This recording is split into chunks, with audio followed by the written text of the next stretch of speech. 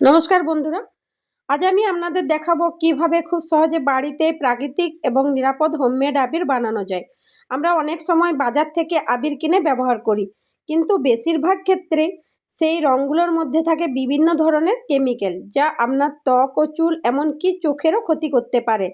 তাই আজকের এই ভিডিওতে আমি দেখাবো এমন একটি সহজ পদ্ধতি, যেটা দিয়ে আপনারা বাড়িতেই খুব সাধারণ কিছু উপকরণ ব্যবহার করে সুন্দর, নরম এবং রঙিন আবির তৈরি করতে পারবেন। এই আবিরটা সম্পূর্ণ কেমিক্যাল ফ্রি, ত্বকের জন্য অনেক বেশি নিরাপদ, আর বাচ্চাদের জন্য ব্যবহার করা যায়। সবচেয়ে ভালো বিষয় হলো এটা বানানো খুবই সহজ এবং খুব কম সময়ে তৈরি হয়ে যাবে। তাই ভিডিওটা শেষ পর্যন্ত অবশ্যই দেখবেন, কারণ শেষে আমি এমন কিছু গুরুত্বপূর্ণ টিপস শেয়ার করব, যেগুলি জানলে আপনার বানানো আবির একদম বাজারের মতো নরম এবং সুন্দর হবে।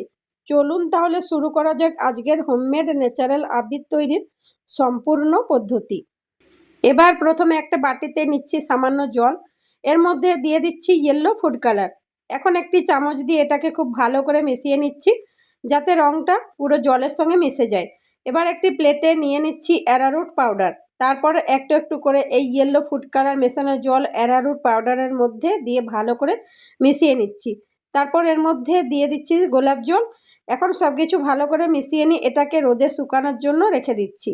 এবার একইভাবে আরেকটি রং তৈরি করব। একটি বাটিতে সামান্য জল নিয়ে এর মধ্যে দিয়ে দিচ্ছি অরেঞ্জ ফুড কালার। চামচ দিয়ে খুব ভালো করে মিশিয়ে নিচ্ছি।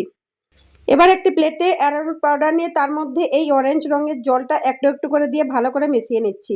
এরপর এর মধ্যে দিয়ে দিচ্ছি রোজ ওয়াটার। সব কিছু ভালো করে মিশিয়ে নিয়ে এটাকেও রোদে শুকানোর জন্য রেখে দিচ্ছি।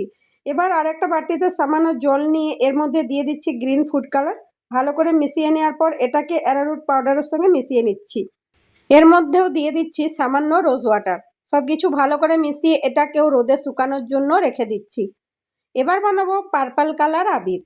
তার জন্য একটা বাটিতে নিয়ে নিচ্ছি সামান্য উজালা এবং এর মধ্যে একটু জল দিয়ে ভালো করে মিশিয়ে নিচ্ছি।